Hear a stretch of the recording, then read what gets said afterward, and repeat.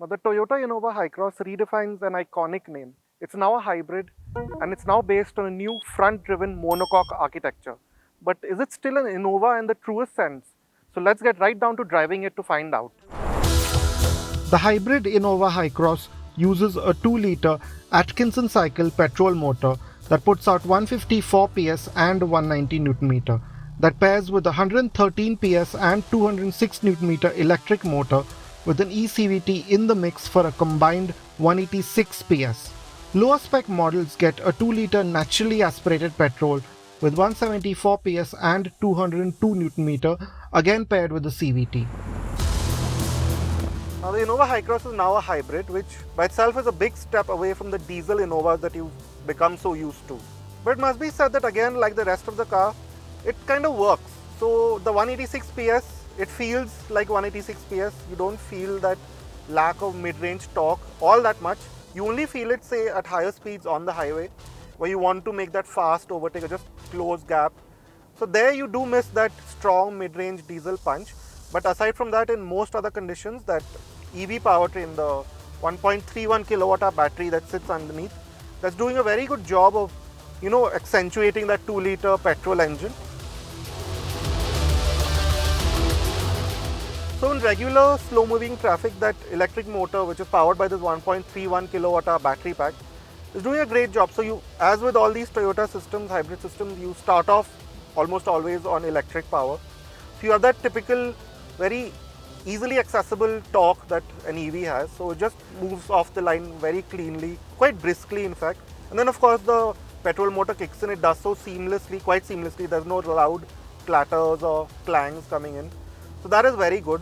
And then when you do pick up speed like we are right now, you notice that the CVT is also quite intuitively tuned. So of course when you step on the gas, there is that drone, that CVT drone, but there's also forward motion, so that dissociation is not that much.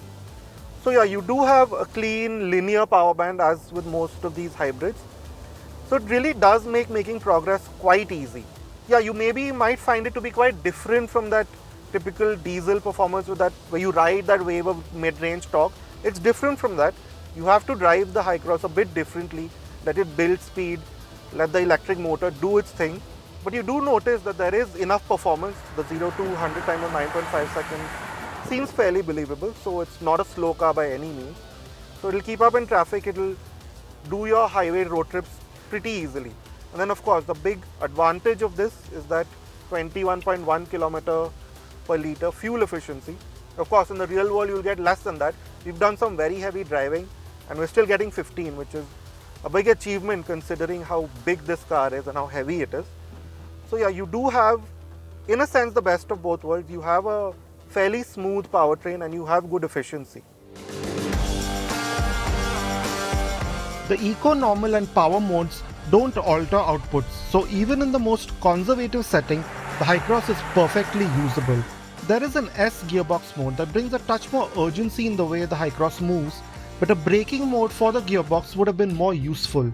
There is some engine braking effect built into this powertrain, but the near one-pedal function that this provides in the Hyrider would have been a good fit for the Hycross too. We also would have liked the brake pedal to have a bit more feedback initially, but you get used to that early dead spot in its travel eventually. Far from feeling wallowy, the new Innova feels quite adept around a winding road. Body roll is kept in check and the long, wide car does a good job of hiding its mass here, as well as, if not better than, similarly sized SUVs. This sense is further enhanced by the steering tune. It's not overly light at city speeds but feels precise. This sense only grows at higher speeds, where you always feel in tune with the car's motions. Now the second row is really where you want to be on the Innova Hycross. And moving to the monocoque architecture, there have been some changes. The most notable of which is that it can't quite take those low speed sharp bumps as well as the Krista could. So there is some bit of sharpness which is typical of these monocoque SUVs, if you will, comes through.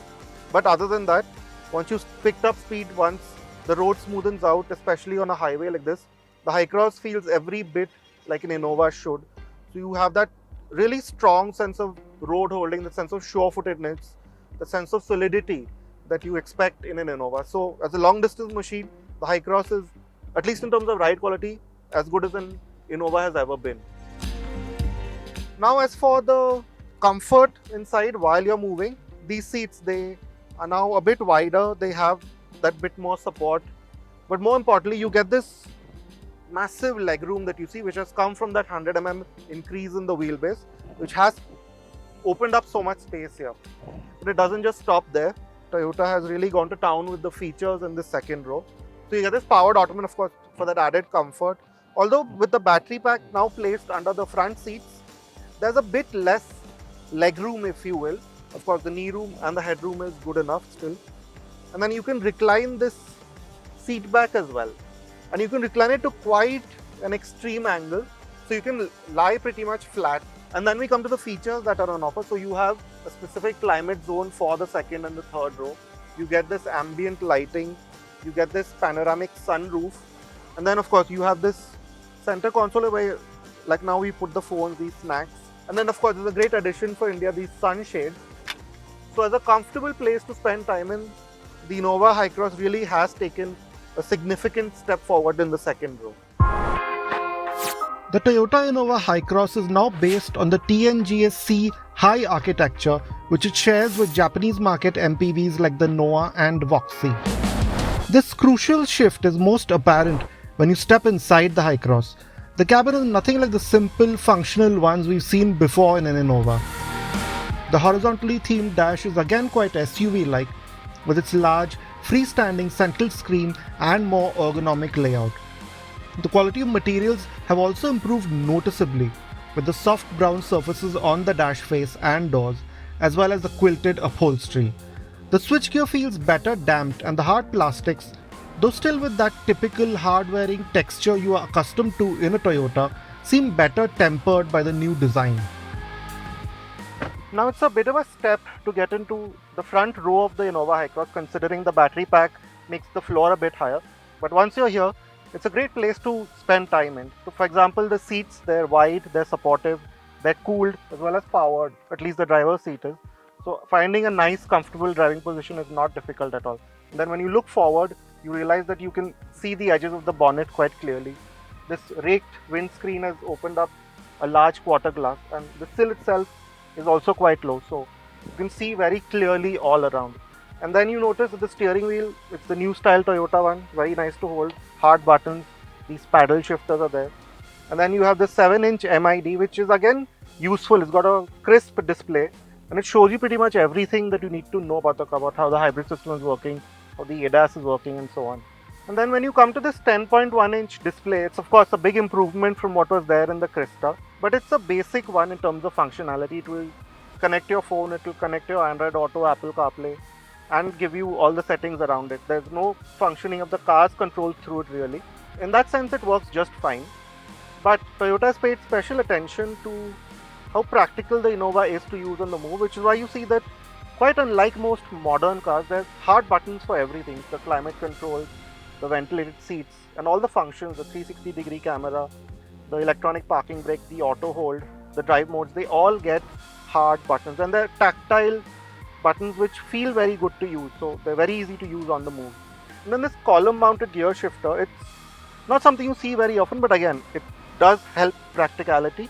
It opens up this large center console where you can put your water bottles and so on, the deep big pockets, same with the ones in the doors, and this large quite deep cubby hole actually. So in terms of practicality and space in the front row, the Innova Hycross really does score quite high. There's quite a long list of features to go with this.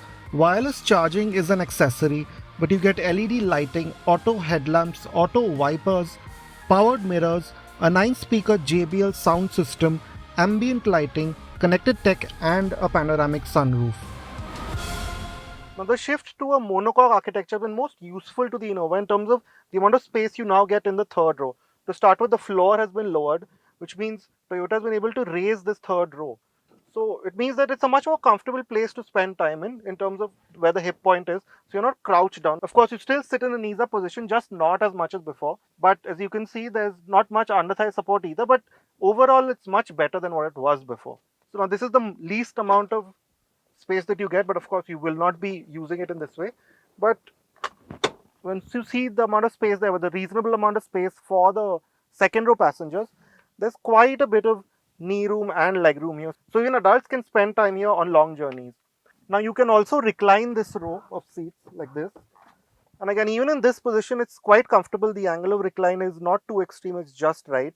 Now Toyota says that this space is good for 3 people, but to be honest, if 3 people were to sit here, they would have to be children, although you do get a full 3-point seat belt for the third passenger as well. In terms of other amenities here, you have these cubby holes. They're quite deep, they're quite useful. You have these air vents here on the side, and you have a 12-volt charger here. So even in the third row, the Innova Hycross has seen quite an improvement over the Crista. With all 3 rows up, there is about as much space for luggage as in the Crista, although you get a smaller hidden compartment under the floor for small items. Usefully, the third row seats now fold fully flat, opening up a significant 991 litres of boot space. The load lip isn't too high and the space is flat and square, so usability shouldn't be a problem. The Toyota Innova Hycross is only about 20 mm longer and wider than the Crista, but of the same height. Despite these minor increases, the Hycross looks quite a bit more substantial in person, with the wider tracks, the 100 mm longer wheelbase and the shorter overhangs. The added presence also comes from the strong SUV cues that Toyota has gone with for the Innova Hycross. The front is still recognizably an Innova, but the grille has now been made larger and the headlamps are now LEDs in a sharper, more condensed design. The sense carries through with the connected air dam, with the large housings for the DRLs and with the much more heavily contoured bonnet. The SUV theme carries through in profile, where the glasshouse has been refined to drop down after the C-pillar. The shape of the Hycross itself is functional, but the bodywork has now been accented by prominent creases over the fenders and the rear haunches. The 18-inch wheels further add to this sense. Ground clearance too remains unchanged from the Crista. There's a more raked rear windscreen, while the tail lamp unit's wider shape is again clearly inspired by Toyota's SUVs. Now another big addition with the Hycross is that of level 2 ADAS. Now Toyota has tuned the system specifically for India, and in this very short time that we've tried it, it seems to work fairly usefully for our conditions. So for example, the adaptive cruise will quite easily manage to spot lane markings. It'll keep you in the straight line. It'll even handle those curves on our highways pretty naturally. It's the same with the lane departure system as well. That will also spot even fairly faint markings easily. And the intervention when you do cross over, which can sometimes be a bit scary in other cars, that's not the case here. The intervention is mild. You still get to know when the car wants you to take control back. So in that sense, the system is, at least in this early impression, it is a fairly intuitive one, and one that will aid your driving experience like it should.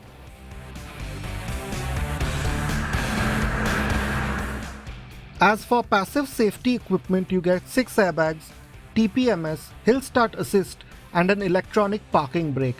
There is a 360-degree camera too, but its grainy feed limits its functionality. The Toyota Innova Hycross will be an expensive proposition, considering that the Crista's diesel versions will be reintroduced to cater to that specific segment. But it is clear that this really is what a modern Innova should be. Yes, you lose some of the earlier defining traits like the diesel performance and the last degree of rough road ability, but that is replaced by a far more efficient as well as an easier, more relaxing experience, further enhanced by a generally more useful and feature-packed cabin and eye-catching looks.